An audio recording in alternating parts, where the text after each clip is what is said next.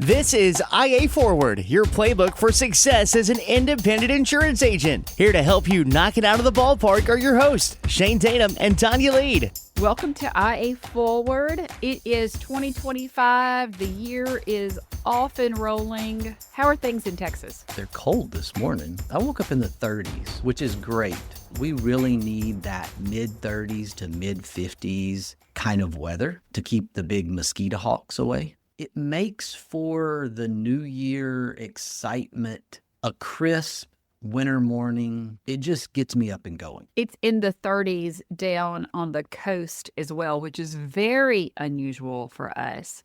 And I am blaming this on my mother because I have always said when my mom comes to visit us that it gets cold. It doesn't matter what type of year it is. And now that my mom is in the process of moving to the Gulf Coast, it has been cold since she's moved here. In fact, you're going to be so proud of me. After 7 years of being a part of the Integra team, I have purchased a puffer vest. We are puffer vest people. The peer pressure finally got to me. I have purchased a puffer vest because it has been cold here for that long. Vest weather is the best weather. And this is all Robbie's fault because during my last trip to Huntington, it was very chilly in the building, and Robbie let me borrow his vest. And I was like, I get it now.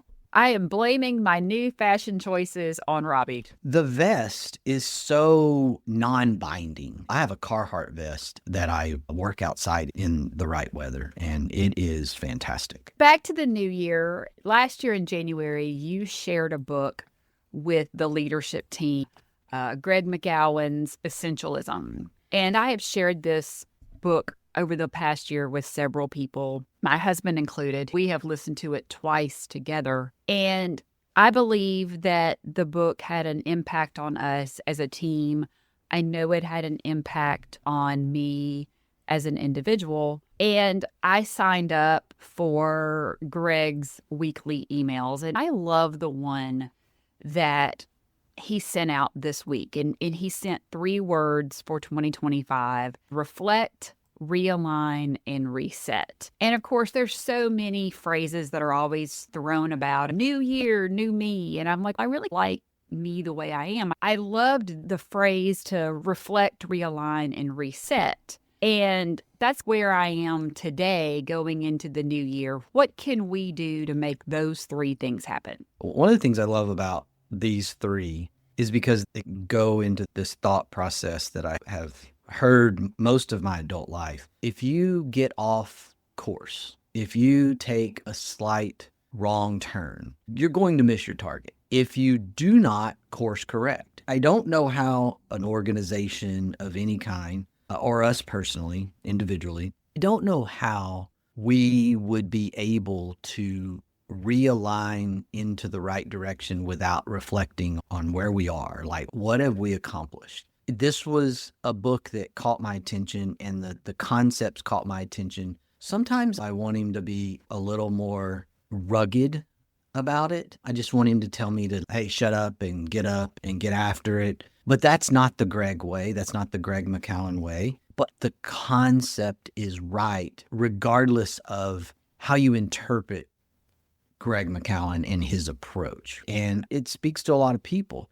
We can't get to where we're going if we don't look to where we've been, reflect on how we've done things, and then be able to realign. There is a lot of common sense in this, but at the same time, we struggle seeing things that are really right in front of our face. Most intelligent adult people struggle with the obvious. That goes back to the adage of you can't see the forest for the trees. Absolutely. I love the end of year planning that I've always done. It's even been more intense this year because it started a little earlier, and you'll get the benefit of that in the next couple of weeks on our leadership team, as other members of our leadership team will, as I start talking about things that I am seeing and vision, and a lot of those things are already out there. Oh, they are, because you blindsided me a week early. I have in my calendar when things are going to start, and I prepare myself mentally. And I hadn't started the preparation, and we get on a call one day and it's bam. And I'm going, wait a minute, stuff like this doesn't happen till next week. What's going on with this? We're getting a head start. It's your fault in a way, because you always talk about January being the throwaway month or something like that. Yeah, it's the free trial Free month. trial month. There it is. And it's like throwaway month. Like, that's the way I interpreted that. And I was like, no, I really have been thinking about that over the last year. No, why are we losing a month? It's not necessary. We need to hit the ground running at the beginning of January. And what do you do when you're late all the time? What do you do when you're not prepared? You get up earlier, or you start earlier, or you make an adjustment. Speaking of realignment, you look at where you went wrong, reflect on what didn't work, reflect on what did work, and then you realign so that you can go, okay, what do I need to do differently? What do I need to do better? We struggle seeing things right in front of us. It's going to be this perpetual thing. Maybe just that's too much work. I don't want to mess with that. I don't want to do that. I don't feel like it. There's a lot that goes into this reflection and then seeing, and then you got to take action to realign. And you're like, yeah, that's the right thing to do, but I don't want to. I don't know why we do that. I see a lot of that in people today. Part of it is we tend to focus on the negative. And when we take a look, when we do that reflection, we rarely look at the things that we did really well. We have a tendency to focus on all of the places all of the things that we need to change to be better. And balance between what went really well and what could be better is important, or you're going to get stuck there and you're going to stop. Really good example of this is the game of baseball, softball, the failure sport. 3 out of 10 equals Hall of Fame. Just that kind of mindset. To pick on my youngest, she's extremely competitive, extremely hard on herself. She's a Power 4 player, Big 12, entering her junior year, just a super competitive, super hardworking player. She's a lot better than I was. I really do believe that. She's super hard on herself, which is the thing that we're talking about, focusing on the negative. She had 27, 28 at-bats in the fall season, and she spent weeks focusing on 4 bad at-bats. She had 4, what I would call bad at-bats, bad approach, just bad result. Everything just didn't go well. 4 out of those roughly 30 or more. That was the focus. Why are you focused on this negative aspect of the fall? Why are you focused on the 4 at-bats instead of focusing on the 26 at-bats that went really well, where you hit a rocket, but it was right at somebody, or you hit a ball off the wall for a triple, or you did this, or you did that? And it's what part of our brain and psyche makes us go negative? Why do we do that? And mentally, it's taxing. It really can hold you back to think about things negative first. That's a great point. A lot of that reflection purpose is to be able to reflect on both the negative and the positive, because you're going to beat yourself up. If I would have done this, if I would have made this move, if I would have closed that account, man, that would have been such a better year or such a better month. But what about all the good things you did? What about the things that you're not thinking about? Looking back at 2024, it was hard. For all of our agents out there, it was one of the most difficult, if not the most difficult year you've had as an agency owner. And that's where we go, is how hard it was. But a lot of things went right too. Yeah, a lot. And look, there's going to be some folks that don't like this comment, but I really need you to back up for a minute and think about it. Be honest with yourself. It was not the hardest year of my life, okay?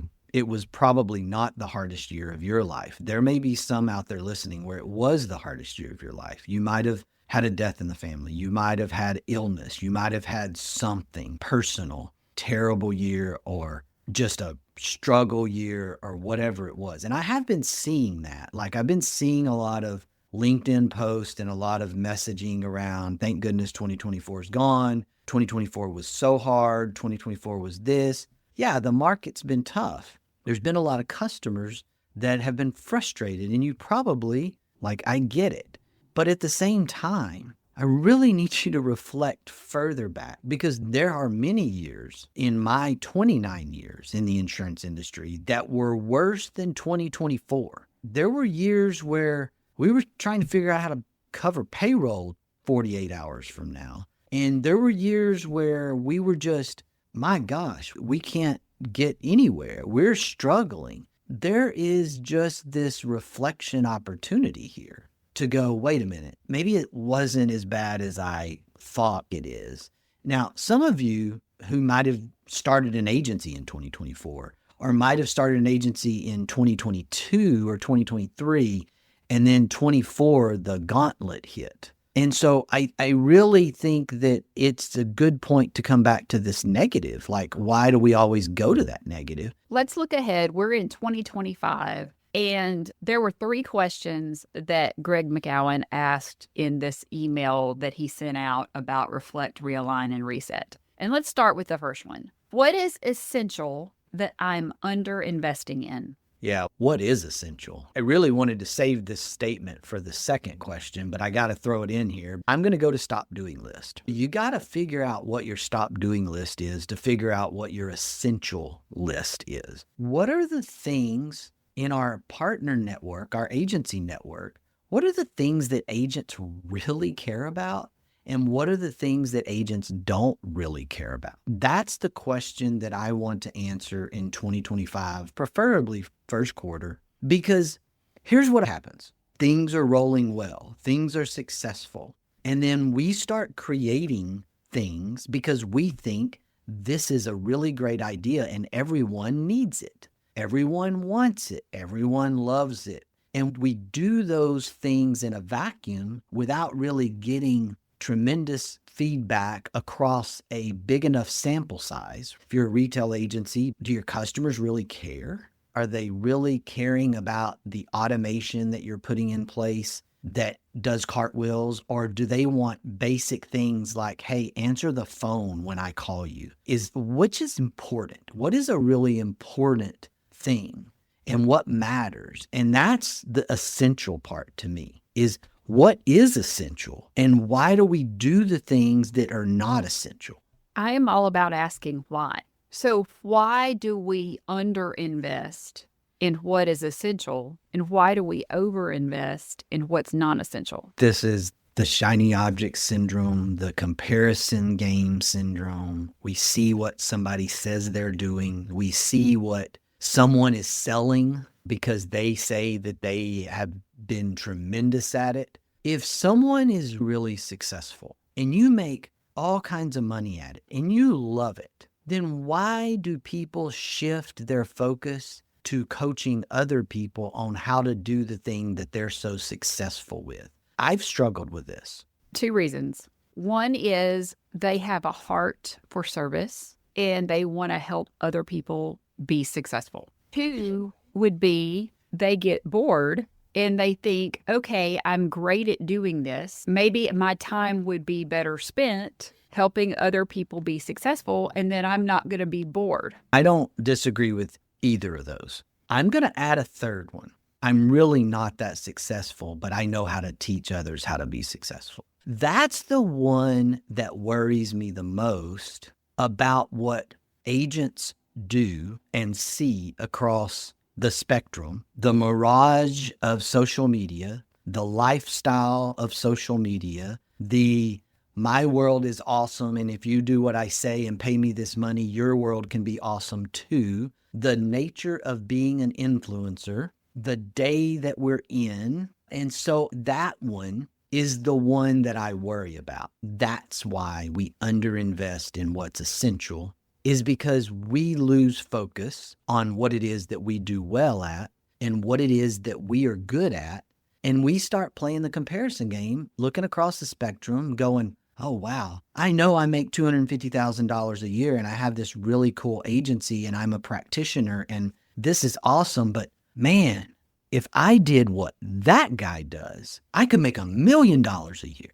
And then we lose focus. I'm not saying that I'm trying to hold people back. I would never say that. I'm just saying that's why we underinvest in that essential piece. That essential piece, if you continue to invest well and you continue to focus on it, who's to say it can't take you from $250,000 to $1 million a year 5 years from now? It's just the American way. Look for the shortcut. Where we're at's not enough. We got to have more. And I've crossed that threshold of maybe, but maybe not. We need to really think about investing strong and investing well in what is really essential. Here is the flip side to the coaching question that you just asked. A great coach is never going to tell you what to do. A great mentor is never going to give you instructions on how to be better.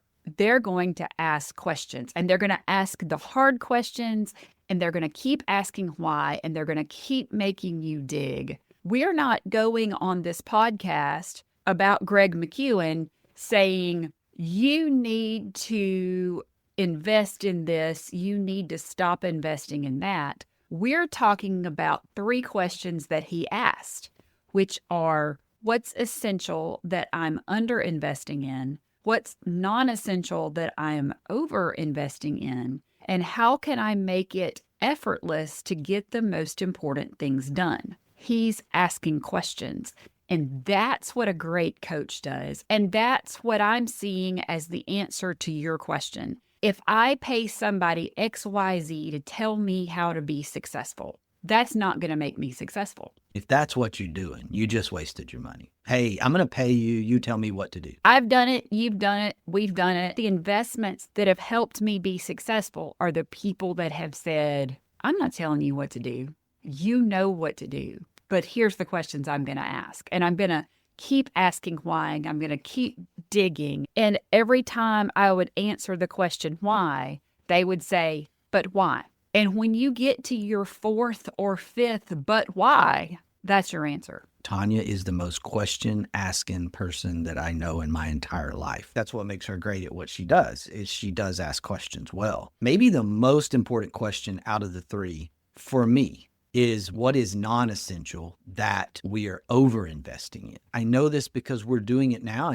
and we've got to stop. And we've done it in the past. And we said we weren't going to do it again, and then we did it again. This is the more important question, because if you figure out what is non-essential, what is essential will rise to the top. If you're going into this process saying, man, what is essential? And you just get locked into that. If you get stuck, then I'm going to suggest that you stop right there and move to question number 2, which maybe should be question number 1, which is, what is non-essential? What are the things that I do? This is what I call the stop doing list. This is the Shane version, the simple guy's version. Stop doing. What can I stop doing? What is non-essential? You figure out what's non-essential, and you're going to make a lot of progress. You're going to have some expense reduction. You can start investing better into the essential things. This can go down to the very simple approach of personal budgets. What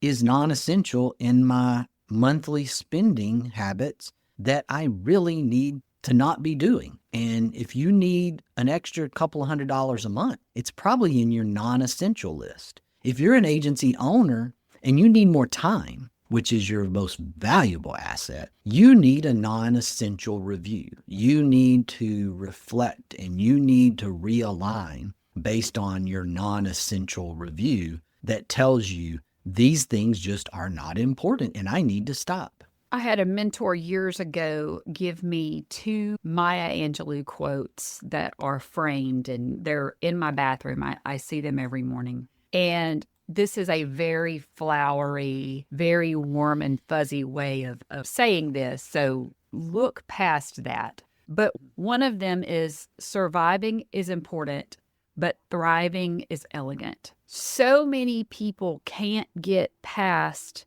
surviving to get to thriving. And that stop doing list is how to make that happen. Totally agree and believe that. The stop doing, non-essential, these things are synonymous with each other. And it should always be a part of your thought process. It can go down the path of, we've always done it that way, a potential place. If you're an older agency, if you're a multi-generation agency, If you have a lot of tenured people, then that tends to creep in. I'm not saying that some of that stuff isn't essential. Some of it is, and some of it's just better. I shared a short video from the Wharton School, University of Pennsylvania's business school, just about whether or not AI is truly affecting the workplace. How is it truly affecting the workplace? The evidence is different than what the perception is. The reality of it is that people say they are heavily involved in AI. And really, if you get down to it and you start asking questions, what part of AI or what tool are you using? What they discovered in this Wharton study is that basically people had just shifted from Google search to ChatGPT search. So they just took one tool and they replaced it with another tool, and they maybe got a little better answer. Maybe they got something, and maybe it helped them write a letter better, an email better, or whatever. It improved work, but really nothing really changed. The thing that changed was capacity. Someone's capacity went up. What didn't happen is people lost their jobs. And we're talking white collar stuff. And the whole topic was around professional services, white collar jobs. And this particular professor, he's spot on, was like, it's very difficult to think about how AI is going to replace white collar jobs. There's too many exceptions. It goes down this path of the driverless car that everybody has stopped talking about. I know there's some Waymos and Uber and all that, but I'm talking about the thing that was happening 10 years ago. We're just going to get in our car and do the Jetsons thing and push the button and it's just going to take us there. Well, a lot of that big talk has backed up. This is going to be very similar in the sense that people are saying they're AI, but they're really just using ChatGPT instead of Google. It might do some things for you, but we're still hiring the same people and we're still needing the same people. Do you have to have AI in your agency today or you're going to die? The answer is no. It's impossible to thrive when you have a bunch of noise around you. You can't focus enough to do what you need to do. One of the things that I have loved helping me with is scheduling my time. It is an incredible tool if you have a huge list of things that is completely overwhelming. It is incredible how it can help you plan a day, help you plan a week, and really help you figure out what's essential and what's non-essential, how much time you need to spend on this versus this. And I know very few people that are using ChatGPT or Gemini or whatever to help them schedule their time. And it is a fantastic tool for that. When you compare me and my wife and our traits, there's one thing that glares. I'm terrible at time management and she's unbelievable at time management. Same thing with the cute boy and I. What you're saying is exactly the point in my mind. You're using AI to do something to help you attack a weakness. You're using that tool to make you better, to make you more productive. That's where the opportunity is short term. I have no idea where we're at 5 years from now with AI. But short term, what is it that you're not good at that maybe something like AI could help you with? Many of you listening to this are going to be time management struggle because you're marketers, you're salespeople, probably mostly salespeople, which means that you're probably not great organizer, especially if you're like me and you're the back of the napkin kind of sales guy. Then you probably need to look into some of these AI time management blocking tools. You need to think about that because I could see where that moves into the essential because of your personality, because of who you are. What may be non-essential is that you spend $20,000 to go to some place for somebody to tell you what you already know. And that's the part that I struggle with. Some of you may need to go to that. But what are you going to do when you get back home by yourself and you need to set appointments? You need to do all the little things to make the sales goal. That's the thing that we have to come back to. What's essential, what's non-essential. And it goes into the last question, how can I make it effortless? How can I make this so that I get these most important things done? Most salespeople, most of us didn't get to question number 3 because we got distracted somehow in the first 2 questions. No, we got lost in the first 2 questions. We made lists. We lost our list. We made a new list. We put the list in the freezer to find 6 days later. Don't ask me how I know this. We made it in our nice little moleskin, and then we can't find what page we made it in. So we just started a new list, and then we did it on our phone because how could I lose it on my phone? But then I can't find it on my notes. We know we are with you. We are speaking from failure. That's a really important thing here, which is why the leadership team here at Integra read this book last year, is to help us be better, help us understand what's really essential in our lives, what's really essential in our businesses. Welcome to 2025. This is not a free trial month.